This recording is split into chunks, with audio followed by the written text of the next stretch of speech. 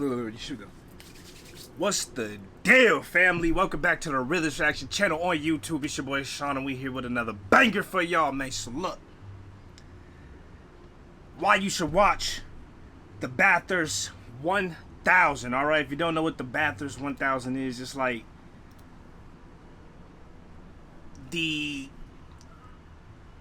think of it as the Australian Daytona 500 or something like that, but like on steroids. All right. It's a 1,000-kilometer race. It's a touring car race held annually on Mount Panorama Circuit in Bathurst, New South Wales, Australia. And it is currently run as part of the Supercars Championship and the Australian Touring Car Championship and World Touring Car Championship. And it's regarded as the most important motorsport event in Australia. So that's why I say it's like the Daytona 500.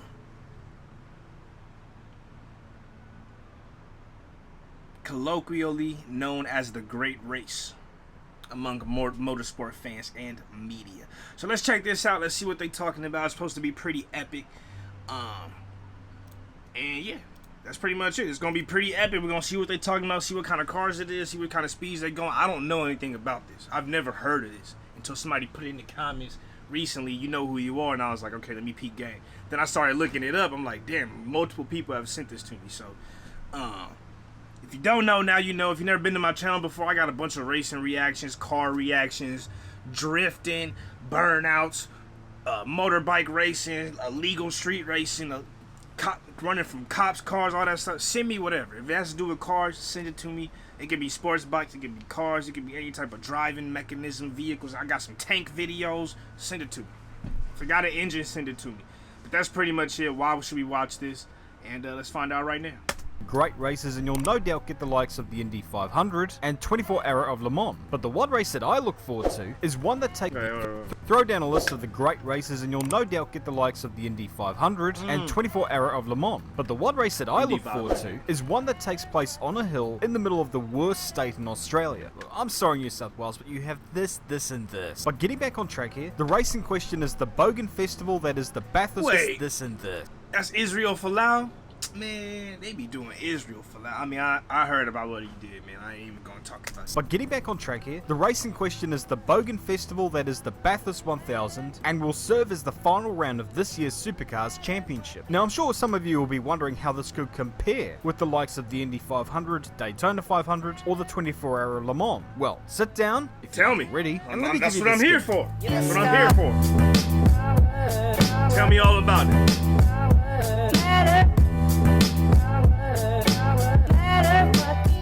In 1960, the Light Car Club of Australia organised a race called the Armstrong 500, which was being held at the Phillip Island Grand Prix circuit over 500 miles with standard production cars. It was divided into classes based on engine capacity, or price, or the customer's hair colour, but by 1962, the track surface was falling apart like Joe Soward in a heatwave, and thus the race needed a new home, and they found it at the Mount Panorama Circuit in Bathurst, New South Wales. The 3.9-mile circuit hosted its first event in 1963. The race was extended from 500 miles to 1,000 kilometers in 1973, and also served as the 8th round of the World Touring Car Championship back in 1987. Nowadays, the 1,000-kilometer event is run as part of the popular Supercars Championship that is held throughout Australasia. Known as the Great Race down in this part of the world, this event has seen some insane races and some spectacular moments in its history, and there is every reason why you should be watching this event. So I'm going to provide a rundown of this year's event and convince you as to why this is the great race. So as I've mentioned before, the race is held at the Mount Panorama Circuit at Bathurst. This thing is regarded as one of the best racetracks in the world, and having made the trip to the venue over the last couple of years, there's good reason for it. The first turn drivers have to negotiate is Hell Corner. It's easy to get it wrong. The first turn is Hell Corner? You telling me the first turn I gotta hit is Hell Corner? You couldn't give me that 4th, 5th, 6th? That's the first turn I gotta do is called Hell Corner? What's the second turn called? Devil's Bend? Come on. We got first turn left, Hell Corner. Next turn right, Devil's Bend. Third turn, Heaven goodbye. Wrong here, and if you do, you're gonna have a real bad time. It's also vital to get a good exit out of this corner for a good run up Mountain Straight, the second longest straight on the circuit. The cars will become slightly airborne over the hump before heading into the negatively cambered Griffin's Bend, but be careful not to stray too far offline here. Okay, my fault. Griffin's Bend is the second turn, not Devil's Bend. The fact that I called it Bend though, and I ain't even know, that's crazy. Alright, Griffin's Bend, my bad. Devil's Bend would have been too much now. Otherwise you're gonna smack. Running up the hill, Griffin's Bend, but be careful not to stray too far offline here, otherwise you're gonna smack. Running up the hill, the next series of... They might as well call it Devil's Bend. What the hell? They should let me set this race up. I have all the right names. Corners is at the cutting, which has a steep 1 in 6 gradient exit, and trust me, it's a bastard to walk up. But with the cars, it's even more precarious, as any wrong footing will lead to big problems. Ooh, Oh yeah, that incident? Well, to explain what happened here, I've drafted in an Aussie to give you the lowdown. Seriously, a lot can happen over the course of 1,000 kilometers. And a perfect example of this was in 2005, where two drivers would quite literally go head to head, but outside of the car. The two drivers, being Marcus Ambrose and Greg Murphy, would collide on lap 144 and leave behind what looked like a 8-cylinder car park behind them. Ambrose was ahead of Murphy of the exit of Griffin's, but quickly ended up sideways after being tagged by Murphy. Well, depending on how you look at it. Sideways after being tagged by Murphy. Well, bro, I'm depending hot. on how you look at I'm it. hot. I'm hot. Sideways after being tagged by... If you this dude, you could say he's in line, and he might have cut in a little bit. I don't know, it's hard to really say, but it looked like he probably cut in a little bit. Either way though, I just drove 144 laps and my car's all fucked up. I'm mad. I'm so mad. Murphy. Well, depending on how you look at it. 144 Ambrose's laps. car would then mount the barrier and almost look like it was going to fall over the other side into the bushland. After the two cars came to a stop, Murphy stood in front of his car as Ambrose got out and made his charge towards him, taking off his helmet, then his balaclava, and of course, his gloves. The two drivers had some friendly words, pointed fingers, and yelled at each other like two blokes having a disagreement at the pub. The legend of this moment will always be in my memory. Two blokes wanting to just beat the living daylights out of each other on a mountain out in the middle of nowhere in New South Wales. This to me is Australian motorsport in its prime. Thank you very much, Gio, for coming along. So coming out of the cutting, we're into Reed Park, which for the first section of that could be rather uneventful. However, the second right turn, you kinda need to get that right, otherwise you're in for a big ass crash. But if you do manage to crash at this section of the track, at least you'll be at peace of mind knowing that you're at the... That must have been a day. That must have been a fun day. I don't know really why, but anytime you see a car flipped over that nobody seems to care about, a white dude, I was gonna say that's either the regular monster or some beard, and a tank top saying fuck you to the camera, it was a beautiful day. Something epic, something crazy happened that day. Must have been fun. Top of the mountain, and with the fine folk that camp at this section of the track.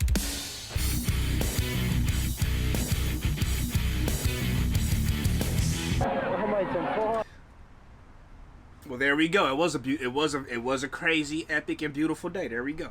There we go. The next section of the track is called Salmon Park, and this is where the track begins to edge a little more on the scary side. In fact, with it comes the shortest horror story in motor racing history, Wide at the Great. Why is this scary? Well... Could not steer the car. Quick up Craig Loud, Singer replay. Steve Johnson had just got Taylor. It just got away from him here. You'll see it. Oh, they both went in. Damn, yo, they... Oh! Going on from there, the cars will scream through Both drivers away. Going on... Oh, okay, they good. Paul Wheel and Chris Pither, y'all good? Okay, man. Whew. Boy! From there, the cars will scream through McPhillamy Park, a fast section of the track with a panoramic view across Brock's skyline that reminds you how bloody high you are. So imagine if Frank Montagny was driving. Then we begin to run down the hill, beginning with the S's. It's crucial that you slow down enough through this section, otherwise you're going to learn the hard way that car versus wall often leads to big ouch. Then there's the dipper, basically the Aussie version of the corkscrew, only with this one there's no runoffs, and it's pretty scary. Coming out of the dipper, you then make the approach toward Forest Elbow, which is a prime overtaking opportunity, provided you do it right, before making the long run down Conrod Straight. Here, the cars get close to or at 300 kilometers an hour. The road rises and falls away as the cars build up speed. For the cars behind, it's an opportunity to get into the draft and prepare for another move at the chase, which is another great opportunity for passing. The one thing you don't want at this part of the track is a tyre failure. But guess what? That's happened here before. Exiting the chase leads you to the final corner at Murray's. A 90-degree corner, you say? Easy, you reckon? Yeah, tell that to Alexander Rossi. And therein is a lap of Mount Panorama, but really, me explaining it doesn't do justice. You need to witness these cars try and put 650 horsepower to the ground on a track barely wide enough for luge racing. As for the teams and drivers, if you're unfamiliar with it, I ain't gonna lie, the track does look tight. It does look tight, and they moving fast, bro. They moving fast, and that shit looks tight. Any of these cats, I'll give you the skinny on some drivers of note. There is Scott McLaughlin, 3-time Supercars champion and the defending Bathurst 1000 winner. Craig Lowndes, 7-time winner on the mountain and 3-time Supercars champion. Jamie Whincup, 7-time Supercars champion and 4-time winner of the Great Race. In fact, overall, there are 11 people on the grid who have won the Bathurst 1000 race in the past, although there will be plenty of people hungry for their first Bathurst title, including Toyota Racing Series champion Thomas Randall, British Formula 4 champion Scott Pye, Blancpain GT Series and Supercars champion Shane Van Gisbergen, Japan F3 champion and Jaguar F1 test driver James Courtney, and Brody Kostecki, who is What happened to Brody? On a serious note, this guy's f***ing fast. The grid is sorted through a qualifying format where 11th place downwards is decided through the first qualifying session, while the top 10 are decided in a one-lap shootout, which is one of the more spectacular parts of not just the weekend, but the entire season of Supercars racing.